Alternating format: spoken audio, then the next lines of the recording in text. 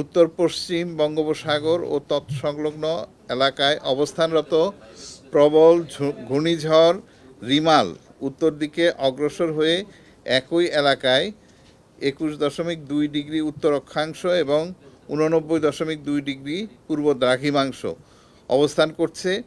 এটি আজ 26 মে 2024 সন্ধ্যা 6টায় চট্টগ্রাম সমুদ্রবন্দর থেকে 310 কিলোমিটার দক্ষিণ পশ্চিমে, কক্সবাজার সমুদ্রবন্দর থেকে 310 কিলোমিটার দক্ষিণ পশ্চিমে এবং মংলা সমুদ্রবন্দর থেকে 145 কিলোমিটার দক্ষিণে এবং পায়রা সমুদ্রবন্দর থেকে 150 কিলোমিটার দক্ষিণে অবস্থান করছিল।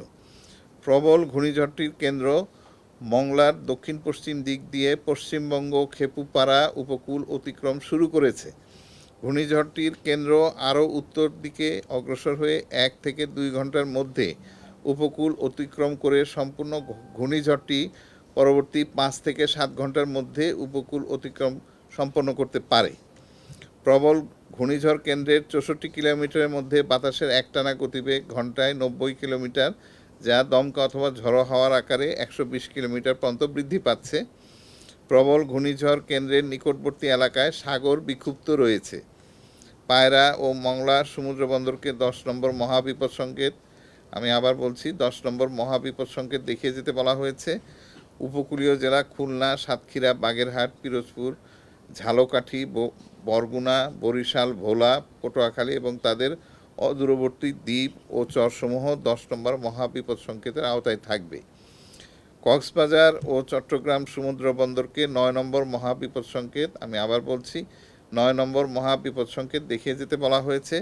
উপকূলীয় জেলা চট্টগ্রাম, কক্সবাজার, ফেনী, নোয়াখালী, লক্ষ্মীপুর, চাঁদপুর এবং তাদের অদূরবর্তী দ্বীপ ও চরসমূহ 9 নম্বর মহাবিপদ সংকেতের আওতায় থাকবে। খুলনা, সাতক্ষীরা, বাগেরহাট, পিরোজপুর, ঝালকাঠি, বরগুনা, বরিশাল, ভোলা, পটুয়াখালী, ফেনী, নোয়াখালী, লক্ষ্মীপুর, চাঁদপুর, চট্টগ্রাম ও কক্সবাজার জেলার নদীবন্দর সমূহকে 4 নম্বর নৌ মহাবিপদ সংকেত, আমি আবার বলছি 4 নম্বর নৌ মহাবিপদ সংকেত দেখিয়ে যেতে বলা হয়েছে। প্রবল ঘূর্ণিঝড়টির অগ্রবর্তী অংশ ও বায়ুচাপ পার্থক্যের আধিক্যের প্রভাবে উপকূলীয় জেলা খুলনা, সাতক্ষীরা, বাগেরহাট, পিরোজপুর, ঝালকাঠি, বরগুনা, বরিশাল, ভোলা, পটুয়াখালী, ফেনী, নোয়াখালী, লক্ষ্মীপুর, চাঁদপুর, চট্টগ্রাম, কক্সবাজার এবং তাদের অদূরবর্তী দ্বীপ ও চরসমূহ নিম্নাঞ্চল স্বাভাবিক জোয়ারের চেয়ে 8 থেকে 12 ফুট অধিক উচ্চতার বায়ুতাড়িত জলোচ্ছ্বাসে প্লাবিত হতে পারে। প্রবল ঘূর্ণিঝড়টির প্রভাবে রাজশাহী, রংপুর, ময়মনসিংহ, ঢাকা, খুলনা, বরিশাল, চট্টগ্রাম ও সিলেট বিভাগের দমকা ঝড়ো হাওয়া সহ ভারীর পরিমাণ হচ্ছে 44 থেকে 88 মিলিমিটার পার 24 ঘন্টা এবং অতি ভারী সেটা 89 মিলিমিটার প্রতি 24 ঘন্টার ভেতরে বর্ষণ হতে পারে। অতি ভারী বর্ষণের প্রভাবে কক্সবাজার, বান্দরবান, রাঙামাটি, খাগড়াছড়ি ও চট্টগ্রামের পাহাড়ি অঞ্চলে কোথাও কোথাও ভূমিধস হতে পারে।